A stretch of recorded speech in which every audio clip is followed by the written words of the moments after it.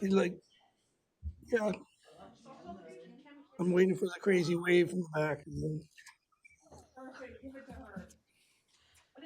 I'm still not polished yet. I'm still gonna mess up, just so you know.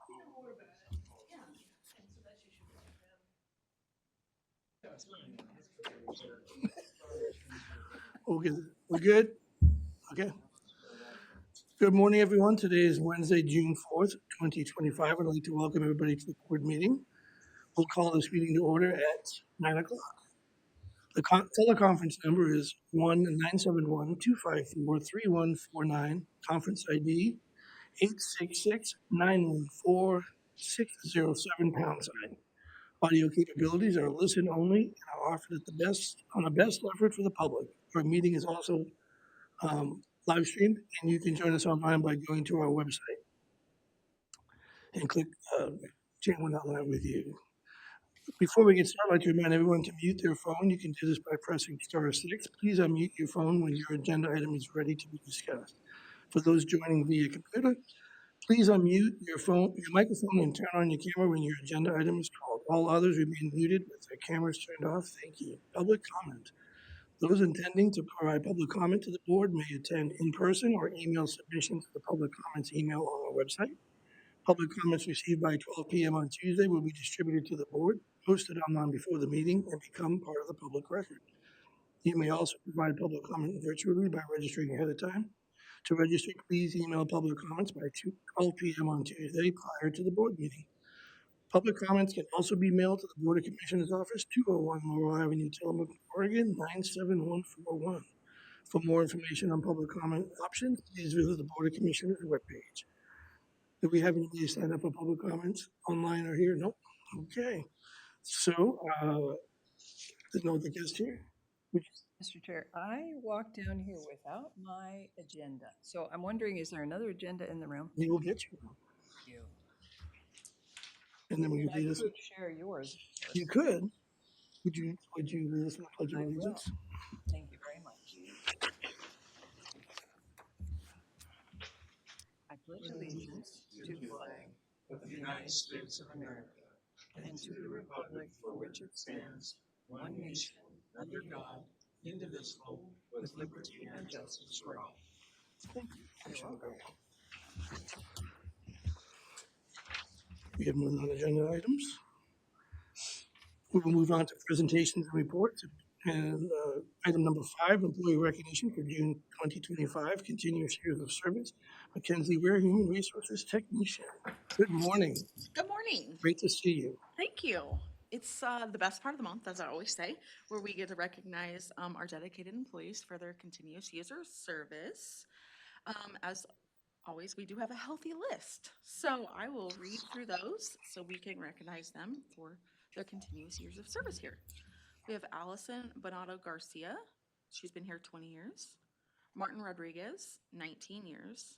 Christy Neiseth, 17. Irene Fitzgerald, 14. Greg Schmidt, 7. Sean Ehlers, 4. Chris Rondeau, 4. Kayla Charita, 4. Deborah Dixon Wheeler, 3. David Frost, 3. Melissa Josie, 3. Aaron Barrico, 3. Travis Patterson, 2. Chase Moody, 2. Michelle Walters, 2. Clinton Wilkes, 2. James Heydrich, 2. And Alan Keelan, 1 year. So we just want to thank these employees. They are our most valuable asset, and it's important that we recognize them for their time. And that is what we have this month for June. I know you have something wonderful to say, so why don't you go ahead and say it for us? Well, I am deeply grateful to all of our employees for all of their service and folks who have stayed for a long time. You know, Allison Bonato Garcia, 20 years, Martin Rodriguez, 19 years. It lends to the quality of services that we can offer when people have that much time and experience. And everyone we're recognizing on this list, it's just what we're able to provide for the community is entirely dependent on our excellent staff. And I'm deeply grateful for people who work here and people who stay. And it really is something to celebrate. I would agree with all that. I'm glad that we do this now. It's a great thing to recognize. So thank you for coming again before us. All right. Move on to item number 6, which is Tillamook County Library Summer Reading Program. Don L. Geyer, Library Director. Good morning. Good morning. How are you? Great. Great. Sun is shining. It's a beautiful day. Excellent. I'm going to pop up a presentation here. Fantastic.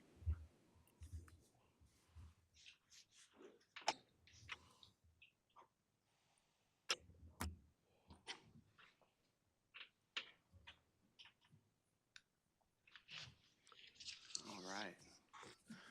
Well, I'm excited to be here today to be talking with you about the 2025 Summer Reading Program. This is the annual program we have to encourage kids to read, engage with the library, have fun throughout the summer, along with teenagers, along with adults. And this year is, I think, going to be the best year we've had yet. So the theme for this year is called Level Up. It's focused on gaming and games and ways that kids can be doing puzzles, etc., as a means of learning. And we have games, prizes, programs, and a couple crafts to engage children and families and adults throughout the whole summer. Our objectives each year, I need to speak a little slower to let the slide deck keep up. There we go. Is to welcome families into the library and share what the library has to offer. We want to support summer learning through reading, games, and programs. I think most people here are probably familiar with the term summer slide, where you get out of school, learned a whole lot, and then there's a long summer where you may or may not rekindle some of that learning. So this is an opportunity for families and kids to continue learning throughout the summer and support their learning, so that when they go back to school, they're in a good place to continue with their education. And then we want to create a fun space for community members to engage with learning and resources. So, largely we want it to be fun. We want people to be excited about going to the library, excited about books, excited about learning. And so this is part of that effort. For 2025, we did a rework of the program. Every year that I've been here, we've been having conversations about, how did it go this past year? What do we want to do differently? How do we do that? And we do that on an annual basis to make sure that we are thinking about how that program can be the best possible program we can set forward. And we made some minor changes in the past, but this year we did a little more of a change. And so we streamlined some of the preparation work for summer reading and increased the accessibility of the program, were the goals of the planning this year. The changes that you'll see, it's hopefully an easier sign up and more outreach, so that it is easier for kids to get signed up for the game. We have materials both in English and Spanish out the gate, and so that will be, I think, also helpful for accessibility. We have fewer crafts. That was something we spent a ton of time on in the past, and they had some people really loved them, and some places they didn't move at all. And we thought, okay, let's start back over. We have 2 crafts this year we're being really focused with and seeing how that goes, and we'll see how we build from there. We don't have a Prize-a-Palooza at the end of the time. So we used to have 2 days where you come in, you get the prizes if you weren't able to come in. Instead, we're going to continue to deliver prizes through the end of August. We stopped right around Fair Week in the past, and this way we are able to continue to get prizes to people, but it's not concentrated in a 2-day period of time, which I think sometimes ended up with people being like, well, those were the 2 days I was on vacation. Yeah. So, and then we have a summer reading party that will be for all participants this year. It used to be that we did a summer reading party. If you completed the game, you got an invitation. We really want to be welcoming everyone who participates in the game. to join in the summer reading party. We're working with the Tillamook Coliseum Theater to host that party. So look for more details in the coming month for what that's going to be looking like. But I'm really excited about that. And then we had more community prizes this year. So we began a process last year where the Library Foundation went out and spoke with businesses and community organizations to gather prizes for summer reading. And they maybe quadrupled their effort this year, and it resulted in quite a few prizes from the community. So we have kind of the books that we usually have as prizes. We have some of the treasure chest prizes, as we call them, that are little trinkets. And then we have these community prizes as well. So this year, the big dates that are going to be really important for us are going to include tomorrow, June 5th, is our Staff and Service Day, where we do our summer reading preparation annually. It's a chance for us to really get clear about the game, make sure everyone is aware of how it works and is working together on it. We have the first day of summer reading will be June 9th, so next Monday. And then June 16th, we'll start handing out prizes for completions. The final day of summer reading is going to be August 2nd, but we'll continue again handing out prizes through August 31st. And then we still are to be determined on the date. I think they're getting pretty close to the date being settled for the summer reading celebration at Tillamook Coliseum Theater.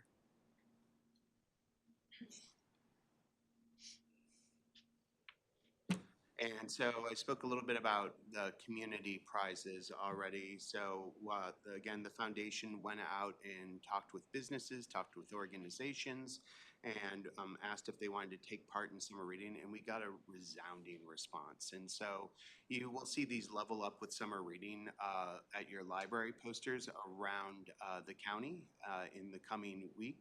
And it celebrates all of the businesses that have contributed to the summer reading program. And as you can see, there's quite the list there. And so you'll see that there will be coffee shops and bookstores and pizza and ice cream and the Pastega Activity Center for bowling. There are all these prizes that people will be able to get through that as they complete parts of the summer reading program. This year we have a really simple sign up.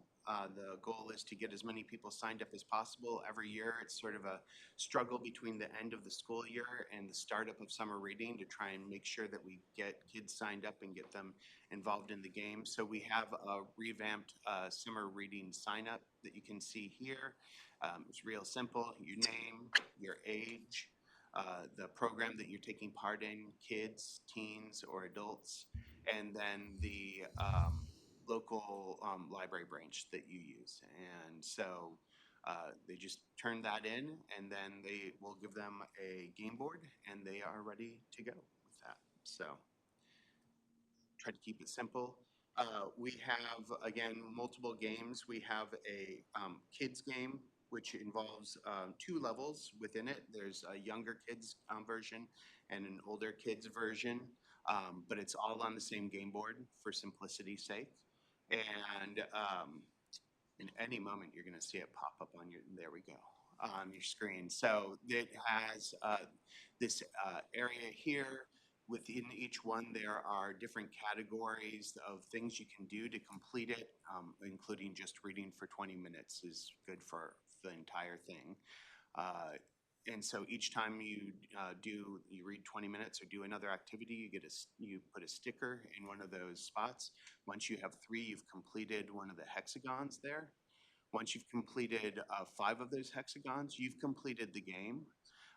And you get your summer reading T-shirt, and you can be done then, or you can level up, and you can do 5 more and continue to collect prizes through the end of August. So that's the kids game. Again, it's divided into 2 different levels for different kids. On the back of these sheets, they have all the instructions, so it's all on one sheet. You can see what you need to do for it. We also have a teen summer reading game here. Again, you can see sort of the hexagon theme, and there are stickers that the teens will get, and as they complete their activities or reading, they will be able to put those on there. And then once they complete a certain amount, they will get a prize, and then if they complete the whole thing, they're entered into a grand prize drawing. And those grand prizes, again, generously provided by the Tillamook County Library Foundation. So. And then lastly, but not leastly, we have adult summer reading. And the adult summer reading game was revamped quite a bit this year, trying to make it a little more fun, but also trying to make it a little bit more about exploring what the library has to offer. And so you can take part in this game. You can do different activities. Once you've completed a certain number of activities, you are eligible for a prize.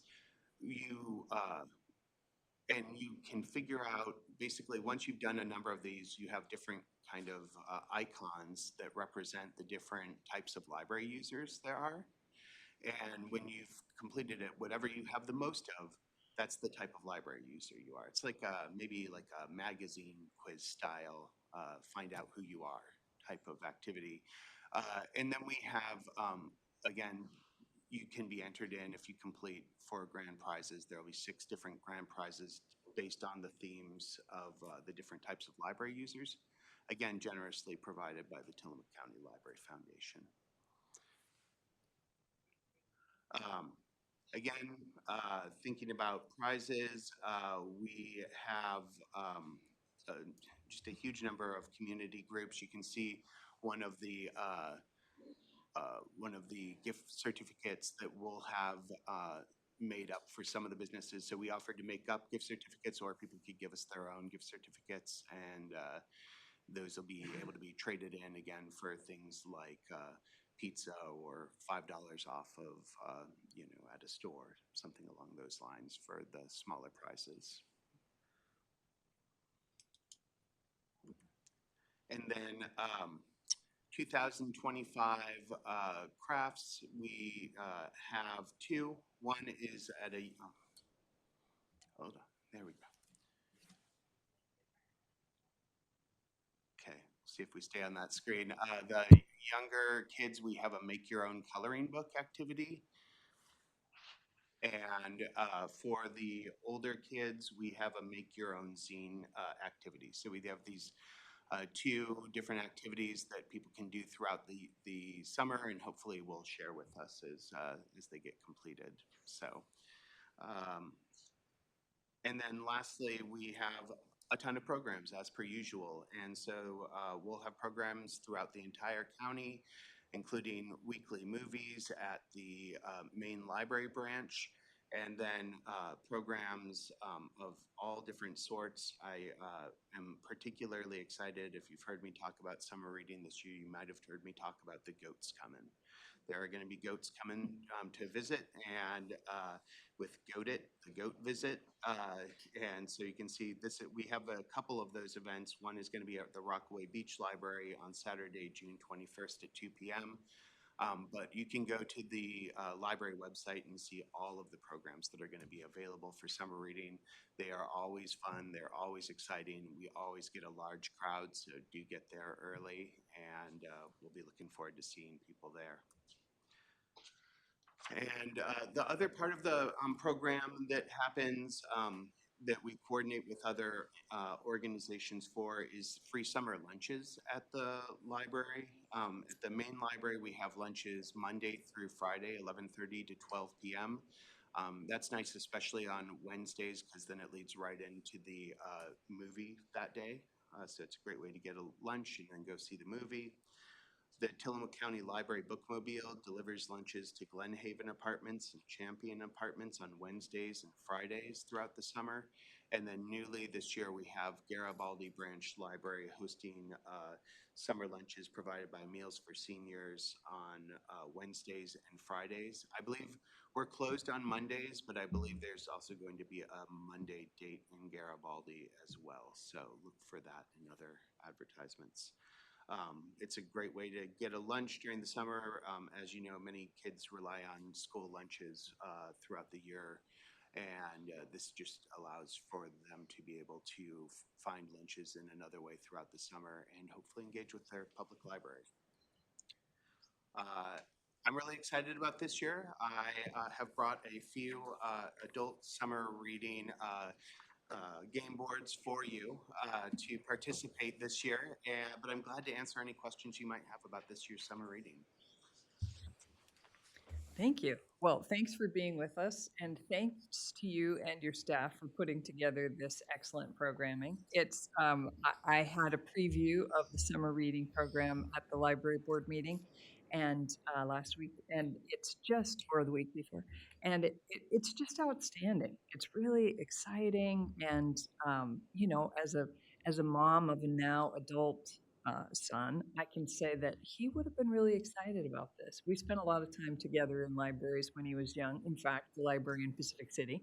Mhm. And he would have been very excited about this. I love the game board and just all the fun activities and the intent, of course, to bring families into the library and enhance quality of life, but also for kids to continue learning through the summer and not lose ground on their reading skills. And so I think the whole thing is wonderful, and I'm also really grateful for summer lunches. So we're blessed to have such a great library system in Tillamook County. So thank you for all your work. Thank you. I was gonna say, you and your son can still do it. Well, yes, yes, I would challenge you to the competition, but you're too much of an avid reader. I would win. Although I can, according to Don, I can binge watch new series and that qualifies. So maybe- Also, the zine, I have a question about the zine. Is that a printed zine? Like, Yeah, they'll get their own pages and then they can kind of create it from there. So it's like its own. that's great. That's Yeah, like a dying art or dead art. It's kind of nice to bring it back. And yeah. basically, I just want to confirm. So a lot of this is getting kids away from screens.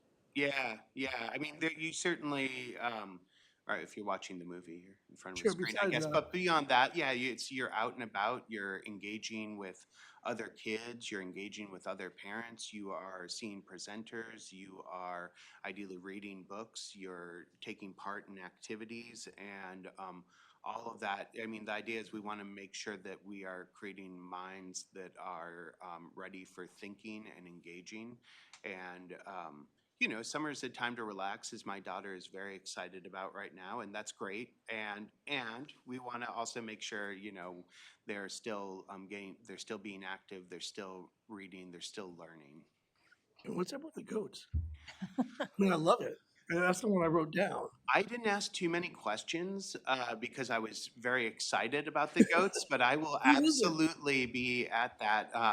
You know, it's going to be a whole program set up around the goats visiting, and you'll have to go to find out Yep. All right. more about And the I, goats. to echo Commissioner Bell, I appreciate the meals. I think not just for those that are used to getting them at lunches, but sometimes parents just need a break in the summertime, and you can, you know, what a great idea. Have your kid reading and getting a sandwich. So I think it's great, fantastic. Yeah, and we invariably have families coming down, and it's great to see them. It's great to connect, and yeah, it's a nice way for people to just stop in and Great. say hi. Well, thank you so much. Yeah, thank you so much, and I'll bring up a couple of games So for you. do it. You're on. Yesterday we were talking, thank you, we were talking about having department, Oh, yeah. yeah, I mean, this is something yeah, having, the department we could do Yes. individually, but yeah, yeah, think about that. Who brought that up? I can't remember, Was it Cassandra? maybe. Okay, moving on to official business now. Legislative and administrative. Item number 7, consideration of a cooperative law enforcement agreement with the United States Department of Agriculture, Forest Service, and Siuslaw National Forest for law enforcement services on National Forest System lands. Under Sheriff Matt Kelly, as always, a pleasure to see you today. Good morning, Commissioners. Before you today, for your consideration, is our renewal of our contract with U.S. Forest Service. In a nutshell, this is how we fund the Sand Lake Recreational Deputy. along with another grant that'll be here next week with OPRD ATV Safety Committee. It's run through April 30th of 2030. So it's been a long, continuous partnership that's worked very well. It's kind of what we model any future agreements or contracts for that we're looking at, because it works so well. And our deputies, one of their rules is to work in hand with U.S. Forest Service to keep people safe, protected while they recreate at Sand Lake. In the off season, they spend some times in the U.S. Forest Service properties dealing with wood thefts, problems out in the woods. And that's all I have, unless you have any questions. Any questions, Commissioner Bell? I don't think I have questions. I would like to say that I'm relieved that this is going forward. I'm pleased. I wondered because so many federal contracts are on hold.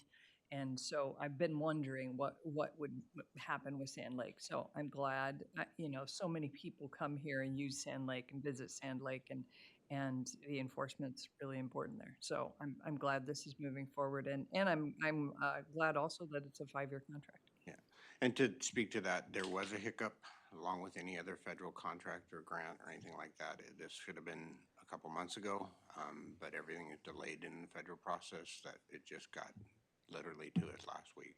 Well, yeah, it would have been devastating to lose this. I personally patrolled down there, and having that law enforcement presence down there, especially during the summer and the weekends, is absolutely vital and necessary. I don't know what we would do if we didn't. It'd be a mess. Yeah. So, all right, thanks for doing it. I think I'm ready for a motion. Mr. Chair, I move approval of a cooperative law enforcement agreement with the United States Department of Agriculture, Forest Service, and Sayusla National Forest for law enforcement services on National Forest System lands. I second that. Any further discussion? Hearing none, I'll take a vote. All those in favor? Aye. Aye. Motion carries. Thank you. Thank you. Okay. Moving on to item number 8, consideration of a memorandum of understanding with Nehalem Bay Medical Reserve Corps for public health emergency preparedness. Marlene Putnam, Administrator, Health and Human Services. Hi, you have me today, Rocky. Hey, Rocky. Hello. Oh, Marlene is here. Oh, Marlene's the Marlene, do you want to both. present or do you want me to? Go ahead. I'll back Okay. you up. She's got a little bit of jet lag. I'm warning you. Rocky's been out for a little while, but she's done the background work for this prior to putting this on the agenda for today. So if you feel comfortable, Rocky, please go ahead and I'll add Sure. if needed. I'm back today. Hopefully I don't fumble this. So it's been quite a day. So we are seeking approval for an updated memorandum of understanding between Tillamook County Health and Human Services and the Nehalem Bay Medical Reserve Corps. For those who might not be familiar, the MRC is an emergency volunteer organization that supports emergency medical response and preparedness efforts. Most recently, they played a pivotal role in our county's COVID response efforts and continue to partner with us in other preparedness efforts and activities. The MOU covers things such as required trainings for MRC members, activation, mobilization, and demobilization processes, and insurance coverage during activation activities.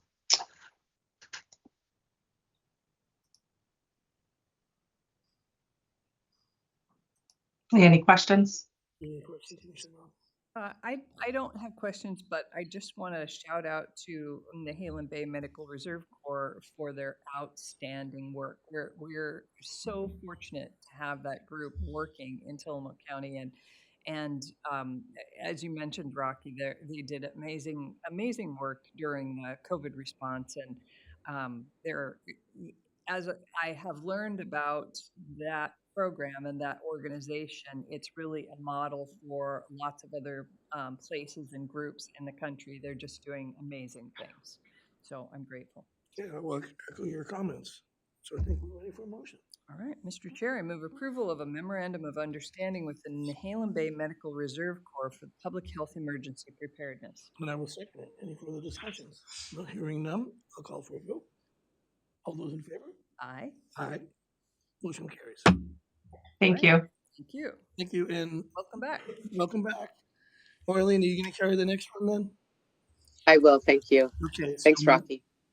moving on to item number 9, consideration of professional services agreement number 25/26-002 with Tillamook Family Dentistry for federally qualified health center for Oregon Health Plan Medicaid and non-insured dental services. Marlene Putnam, Administrator, Health and Human Services. Good morning. Yes, good morning.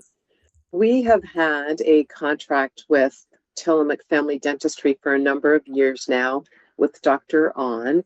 As indicated in the description, this contract is in part a partnership between our department and our dental program with a couple of local dentists, which include Dr. On and his practice. What this allows us to do is to provide additional services under, well, dental services within scope of the Medicaid or Oregon Health Plan program, because our dental clinic only has one dentist and one hygienist. So to expand the reach and access for other folks in the community who are on the Oregon Health Plan or who are uninsured, we have this contract. And as you can see under the agreement and the price and amount, it's a flat rate based on the number of visits provided, regardless of the type of service provided. So it could be very extensive or it could be a cleaning. Dr. On provides approximately 100 visits for patients per month. And we work with him to provide and ensure that people get the services that are covered under the Oregon Health Plan and meet those quality assurance metrics. Additionally, this agreement, because we're renewing it, is effective July 1 of 2025 and runs through June 30 of 2026. So we're looking to, again, enter into this agreement with our partner for providing dental services for uninsured and Medicaid folks in our community. Happy to answer any questions. I don't have any questions, but I'm really grateful that we can provide this service. It's so important. And how long have we had this contract? Oh gosh, that's a good question. I'm going to say at least 5 years. Could be longer than that, probably is, because we've had our dental office just for a couple of years and we've been working with him for prior to that time. Yeah. Fantastic. Well, I appreciate the contract. So I think we're ready for a motion.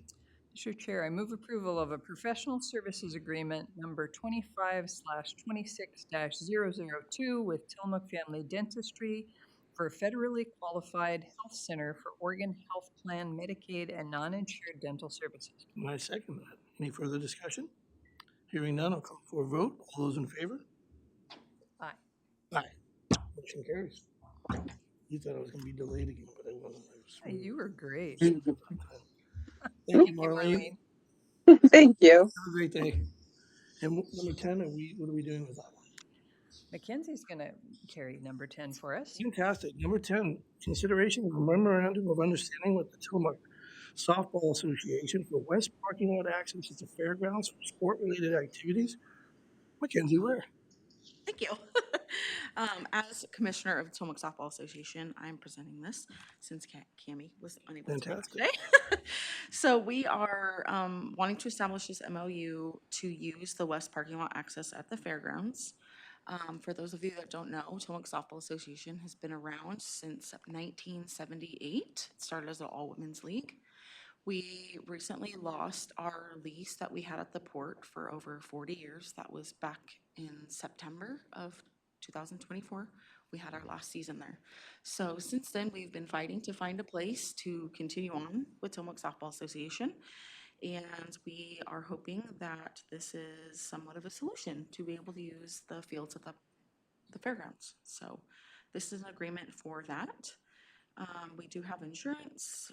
We've been working with the Fair Board and Cammie on this project to come to an agreement. And we also have Exhibit A, which is the proposed fields. We still have some measurements to work out, but that is what we're hoping for. Okay. I think it's fantastic. I know we lost the field because of Amazon. I have a space out there at the port, and one of the first things people told me is like, what are you going to do to give us a softball field? And I'm like, I go to schools, because these things are packed.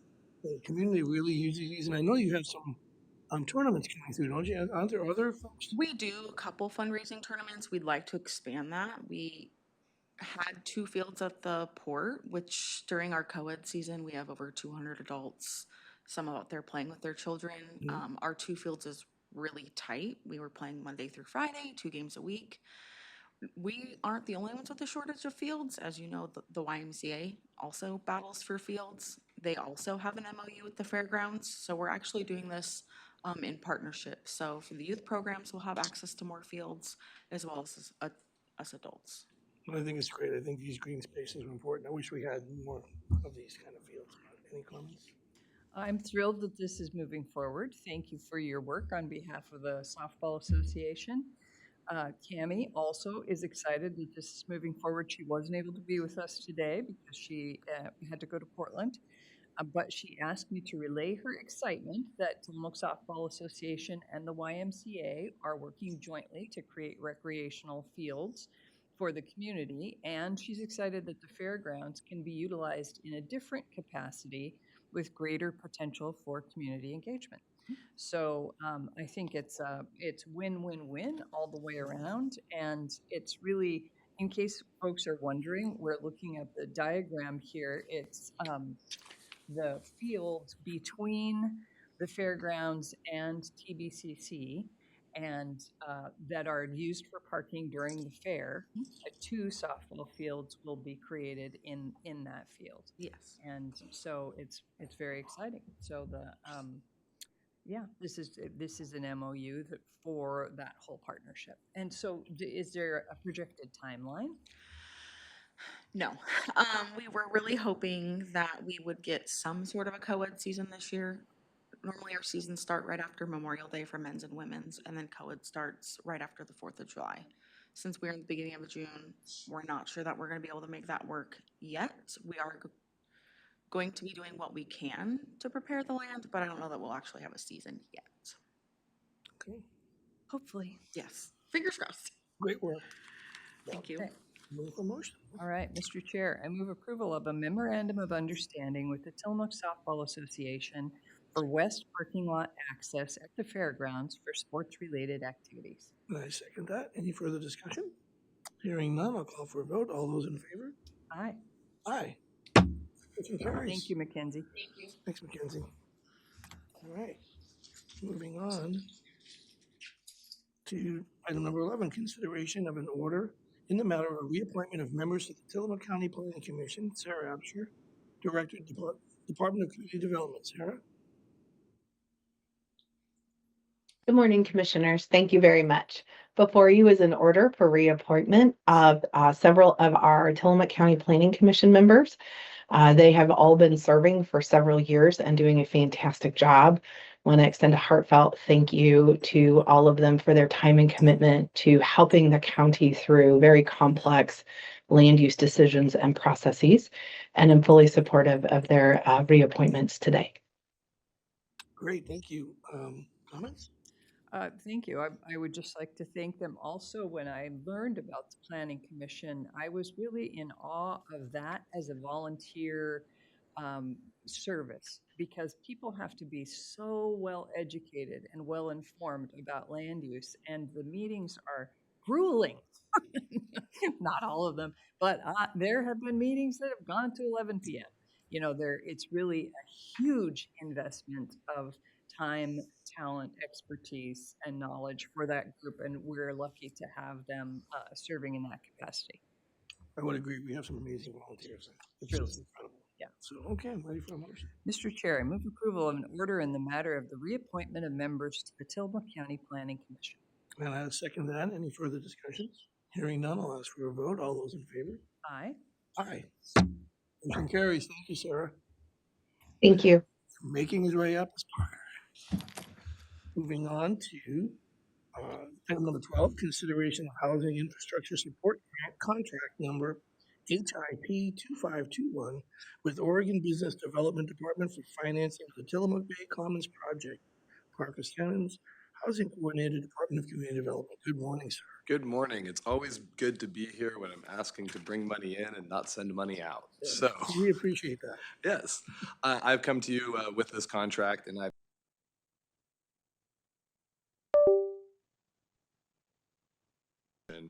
we often talk about funding stacks and how difficult it is to get all of the pieces in place to finally get projects across the line with their whole funding in place.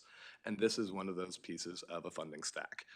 This is $100,000 that will go for infrastructure support for the Third Street project through the recently renamed Oregon Coastal Housing Partners Group. Pardon me, Oregon Housing Coastal Group. Yeah, tongue-tied. Anyways, yes, so if you have any questions, I'm happy to answer what I can. Also, Becky Baxter from Business Oregon has joined us digitally, and if there's any questions that you have that I can't answer, she is here. Thank you, Parker. Will you talk for just a minute, describe the Tillamook Bay Commons project? Sure. The Tillamook Bay Commons project is originally was a 36 unit, has grown to 72 units of workforce level housing. And they, not only workforce, but 100% AMI will be the cap on this project, which is even lower than what we consider to be workforce housing. So it's just above affordable level housing.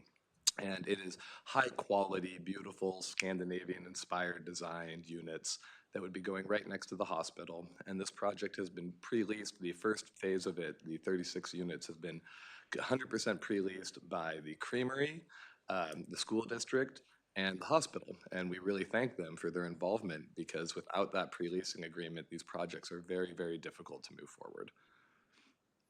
This is thrilling. I think it was probably 6 years ago, I met with the Aftermowers, and they had hoped at that time to develop this property for housing. And so it's so gratifying that it's moving forward now, and interesting to see, to your point earlier about funding stacks and all of the things that have to line up in order for something like this to move forward. And, you know, sometimes the timeline is slow, but really great that it's moving forward. It's going to be wonderful for the community. Thank you. And every bit of momentum helps to keep that ball moving. And eventually we hit critical mass, and I feel like we kind of already have on this one. Yeah, it's great. I think it's great. I also think, like, since I've been, when I was running my campaign, and since then coming to some of these meetings, it is just moving. It's just momentum. You guys are really doing an amazing job. So I'm 100% support of this. Great. You ready for a motion? I'm ready for a motion. Mr. Chair, I move approval of Housing Infrastructure Support Grant Contract Number HIP 2521 with Oregon Business Development Department for financing of the Tillamook Bay Commons project. I will second that. Any further discussion? Hearing none, I'll call for a vote. All those in favor? Aye. Aye. Motion carries. Thank you, Parker. And you're up again. So I am. Good morning. Good morning, Parker. Welcome. Item number 13. Consideration of a letter of support to the Internal Revenue Service regarding the formation of a workforce housing nonprofit Oregon Coast Housing Group 501c3 application. Parker Sammons, Housing Coordinator, Department of Community Development again. Hello. Hello. Yes, so this is a letter that you guys have already signed in the past, but they did not have their full name picked out. They hadn't done a few of the other steps. This is the letter that they need for their final determination letter from the IRS, and they have paid for the expedited process to get that letter. And because this has already been in motion, it looks like what they have been told is to expect a mid-August determination letter from the IRS. Which will help them take down funds such as the Housing Infrastructure Support Fund tax-free and makes them eligible for other state-supported funding options.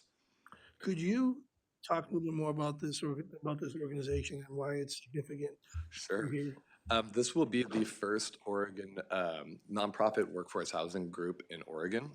The only other one that I am aware of is in Idaho. And workforce housing is a relatively new concept in the world of housing, and operating in this space traditionally has been kind of a public partner, mostly private kind of affair. But as the housing costs have gone up, as the need for this type of housing has risen, we have identified the need for a nonprofit organization to start filling in that gaps. And what's really amazing about this is that as this nonprofit spins up, And as we are able to help find more and more public funding for it, this nonprofit will go on to build more housing. That is its mission. Its mission is for Tillamook County, and their mission is 500 doors here of workforce housing. And so as these projects come together and are completed, and as they start bringing in rents, and after they have paid off their debts and filled up their reserve coffers, the rest of the funds that they generate in any capacity, be it from state funding operations or just through the rent, will go towards the mission of building more housing, which means that any amount of money that I can track down to help this project go, the lower the debt level they carry into their first project, the sooner they are going to be able to build their second and third and fourth projects. So even though we're very early on in this one, by the nature of the nonprofit and the rules that they will have to abide by, they're already starting to look for their next project. And again, these are income restricted properties, and so they will remain workforce housing for their entire life.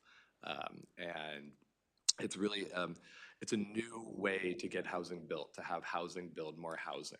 And so it's a compounding investment that we are trying to get a machine started on that can just go and go and go until they complete their mission.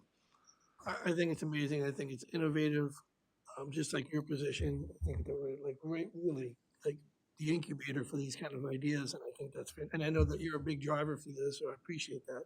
A big champion for this. I think it's very exciting. It's a great model. I was reflecting on some years ago when we were, the conversation around building workforce housing was that there wasn't enough of a profit margin for traditional commercial builders to do it. And so the question was, how do you create a system that is profitable enough that someone will be willing to make the investment? And this is part of that. A lot of your job is pulling all those pieces together to create the system that makes it profitable for someone to do it. Yeah. So I'm very grateful that we're figuring out that how do we get there? You know, this is happening now. But and I just want to add, you know, it's really, what's the amazing thing about this is that it puts the incentives in the right place. And so instead of one developer trying to eke out as much profit as they can on one project, it changes the value to velocity. How quickly can you build the next one? And it's a great model, and I'm really excited to see it work. Excellent. I am as well. I'm ready for a motion. Mr. Chair, I move approval of a letter of support to the Internal Revenue Service regarding the formation of a workforce housing nonprofit Oregon Coast Housing Group 501c3 application. And I second that. Any further discussion? Hearing none, I'll call for a vote. All those in favor? Aye. Aye. Motion carries. Parker, thanks for the great work. Thank you. I'm excited about this, but not as excited as I am about this next presentation. They've been practicing. Excellent. They say they're gonna just wing it, but I don't believe they're gonna wing it. They have an audience. We're prepared. We're prepared. Oh, yeah. So, moving on to item number 14, consideration of an intergovernmental agreement number PO-400-000471772 with the Oregon Department of Consumer and Business Services for manufactured home document processing. Sandra Golan, Chief Deputy Assessor and Tax Collector, and Matthew Amazing, Assessment Technician, Assessment and Taxation Department. Welcome, both of you. Good morning, Commissioners. As you mentioned, I'm Sandra Golan, Chief Deputy Assessor and Tax Collector. Before you today, we are going to be discussing an intergovernmental agreement with MODS. I'm going to give you a brief overview of what MODS is. MODS is an acronym for Manufactured Home Document Ownership System. So I'm just going to provide you with a little explanation of a little bit of what we do, and then after that, I'm going to hand it over to Matthew, and he's going to explain what the process looks like now, and then versus when we sign the contract. So, in simple terms, MODS is a system that we utilize to establish ownership for manufactured structures. Currently, the state building codes in Salem is responsible for approving or changing ownership, and we merely reflect that on the tax roll once we're notified. We used to be in contract with MODS, but canceled the contract in 2018 due to staffing issues. 22 out of the 36 Oregon counties are currently in contract with MODS. And last year, there were 129 manufactured home ownership transfers within Tillamook County itself. So that's a lot of work that's being done that we can't provide the service beginning to end here in Tillamook. So I'll hand it over to Matthew, and he's going to explain the process now versus after we're participating. Good morning, Commissioners. I'm Matthew Amazing, Assessment Technician for the Assessment Taxation Department. So currently, we depend on MOD system to notify us of any changes. We provide the public with the necessary forms, that's their forms, to fill out. And then once completed accurately, it gets submitted to Salem with a $55 fee that they keep. And then we wait 3 to 4 weeks for them to send us ownership document back to reflect that change. And then so our department handles all the groundwork while the customer pays the state for the service, which we can take back to ourselves. So by entering into this contract, we will effectively remove the state from the approval process, and we will be responsible for collecting the fee. The state's going to collect $20 of the $55 fee to maintain their system. Okay. Great. Yeah, great. I know the next part coming up is going to be more explanatory as well. Yes. So, do you have any other questions? Or? I don't. I think this is great. We've been talking about how many fees go to the state that the county isn't able to retain. So I think it's wonderful that we'll at least be able to retain part of that. Absolutely. And it opens the door for other counties too. So if someone is in Clatsop, Lincoln, Multnomah, and they want to come out and they have all the necessary paperwork, they can process it through Tillamook. So there's options for a little bit of revenue to add back in. That's awesome. That's great. Okay. Okay, so I'm ready for a motion. Mr. Chair, I move approval of intergovernmental agreement number PO-44000-000-47172 with the Oregon Department of Consumer and Business Services for manufactured home document processing. I second that. Any further discussions? Hearing none, I'll call for a vote. All those in favor? Aye. Aye. Motion carries. Don't move. Excellent. Next up is item 15, and part and parcel of that last one, consideration of an order on the matter of establishing fees for manufactured home ownership document processing. Sandra and Matthew again. All right, so as far as fees, as it stands now, the contract specifies a charge of $55 per transaction. Upon reviewing fees of the other participating counties, for this service, we found that charge to vary between $55 and $150. After assessing our staff's time for each transaction, we determined that a fee of $85 would be a fair and comparable fee for this service, and comparable to those in other participating counties. So the two fees that we are proposing is $85 for a standard ownership change. That's the most basic of the options. And then a $95 fee, and that would be for an ownership change that requires supporting documentations that may need to be notarized, like an application for an exemption or an affidavit. If there's any complicated situations or security holders, interest security holders that might need to be dealt with, that would be a $95 charge. I went down to their office yesterday to get some clarity on some of this, and I appreciate the thoughtfulness you guys put into this. Of course, I said, let's charge more. And Sandra made it clear. She's like, well, these houses, a lot of times, there's lower income and raising fees. And basically, this is a way of us capturing Matthew's time and paying for that time. So I appreciate that you were more thoughtful than maybe I would have been, because I'm thinking of bottom lines. But this is a great way of showing, like we talked about the leadership meeting, where departments like yours are being creative and trying to figure out how we can keep running these services or improve our services, even though we have to tighten our belts a little bit. So I really appreciate that. Indeed, I think this is terrific, and I also appreciate your thoughtfulness about the fee. Of course. We're ready for a motion? Mr. Chair, I move approval of an order in the matter of establishing fees for manufactured home ownership document processing. I will second that. Any further discussion? Hearing none, I'll call for a vote. All those in favor? Aye. Aye. Motion carries. Thank you both. I just want to say on the record that you guys are both making magic happen and changing lives. Thank you, sir. Thank you.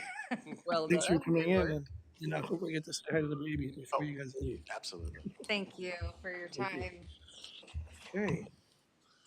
Moving on to the last item, number 16, consideration of a non-prevailing wage rate contract for construction with EC Electric for the tennis court interior lighting upgrade project.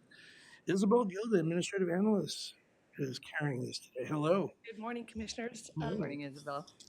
So you may recall this project coming before you a couple of months ago when it was through the Tourism Facilities Grant application process. I think it was back in February.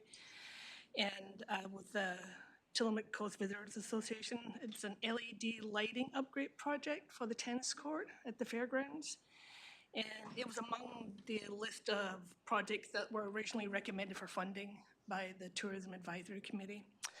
Upon further discussion with the board, it was decided that because this was a county-owned property, that instead of awarding a grant through the grant program, we would move forward with a contract. So that's what we did. We went through the formal procurement process. We issued a call for bids, and we received 4 bids. And the lowest bidder is EC Electric, and that's the contract you have before you today. The total cost of the project is $45,900. That's for the purchase and installation and layout plan of the fixtures.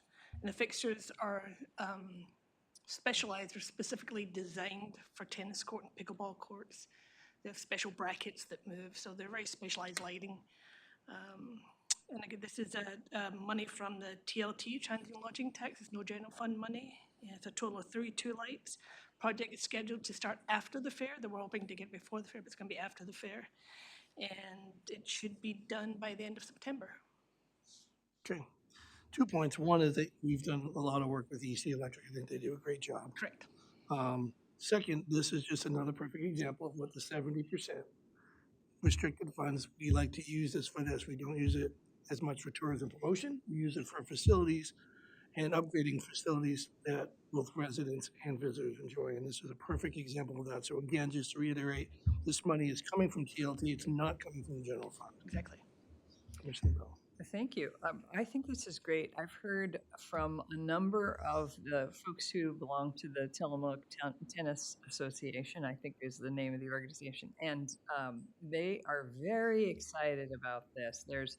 The facility is used often both for tennis and for pickleball, and they will be able to use it a lot more, and it'll be more safe with lighting and at night. And so I think this is great, and I agree with my fellow commissioner that it's a terrific investment of TLT because the fairgrounds property is a tourism facility. So I think it's altogether terrific, and I'm thankful to you for your work on this, and also everybody else who's worked on this project. The pickleball and the tennis association, involved in the process from the very beginning. And they came to the bid opening, and they helped me assist, document all the bids, so that was pretty exciting for them. And they are very excited about getting this project completed, and they'll be involved in the layout plan. We're currently coordinating a time and place where they can meet with the contractor, because some of the lights will be moved. That's not just a direct replacement, so they have to be quite involved in the layout plan. So that should happen next week or two. Years ago, like when my daughters went through school, they were using it for the high school tennis. Is that still, do they still use that space, you know? They were using that space as well. I think so. Are they still using that? Yeah. So this is fantastic. So the high school came out and pickleball. Oh my gosh, have you played pickleball yet? Not yet. I can't. No, but I think we're required to after we pass a certain age. Yes. I have not. Okay, I think we're ready for both. Well, I think those new lights will make you a better pickleball They player. might make me better Yeah. pickleball.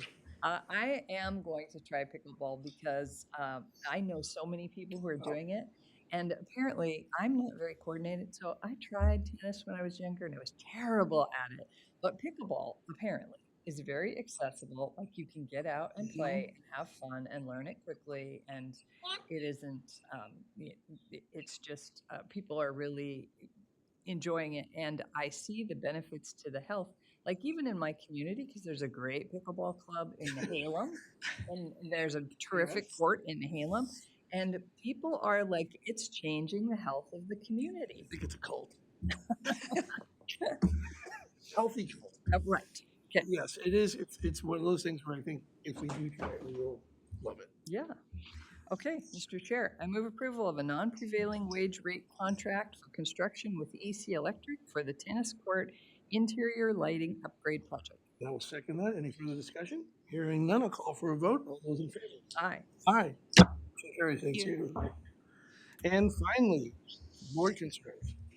I do not have any board concerns. For folks who are listening, today is the Tsunami Roadshow. There's one, excuse me, at 11 o'clock in Manzanita at the Pine Grove Community Center. And again, this evening at 5:30 at the Tillamook Library in the main branch. There are visiting experts and dignitaries from the state of Oregon, from Dogami, I believe, the Oregon Department of Geological and Mineral Industries, and it's an educational program, 2-hour program about the risk of the Cascadia subduction zone for a major earthquake off the coast of Oregon and subsequent tsunami. So it will be all the most recent science available to us on this subject. And for folks who are listening or watching, I encourage you to go either Manzanita today at 11 or in Tillamook at the library at 5:30. Okay, great, thank you. I forgot about that. I have nothing. So I will move on to other meetings and announcements. There is no board briefing scheduled for today, Wednesday, June 4th, 2025 at 2 p.m. The Tillamook County Library will be closed for an annual in-service day to prepare for the Summer Reading 2025 program, as we heard about today. The closure will take place Thursday, June 5th, 2025. The library will be reopened Friday, June 6th, 2025. The library's virtual services and catalog are available 24/7 at www.tillamook.org. The Tillamook County Courthouse, located at 201 Lower Avenue, Tillamook, Oregon 97141, will undergo essential infrastructure and system upgrades to its elevators beginning Thursday, June 5th. I'm laughing at Rachel because I told her I'm tired of reading this whole thing. You're going to have to read it next week, too. I'm going to read the whole thing.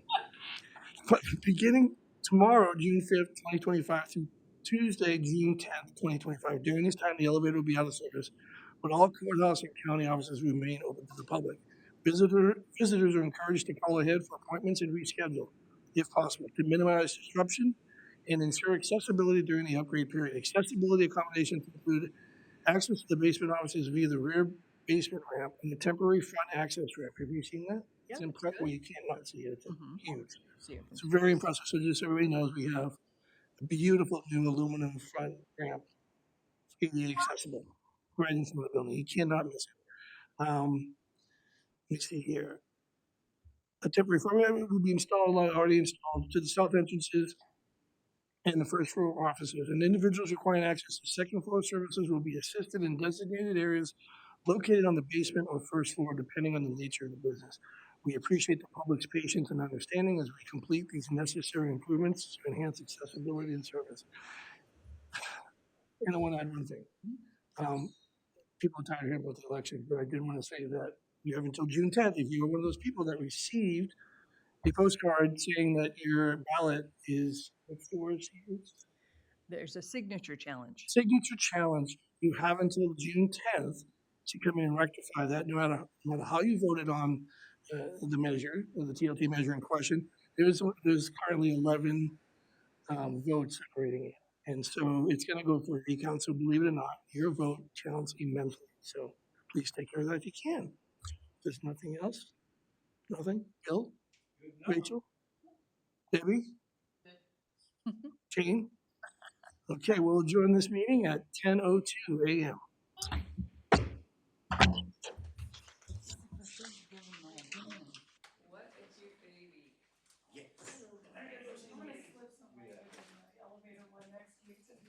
I'm gonna edit it.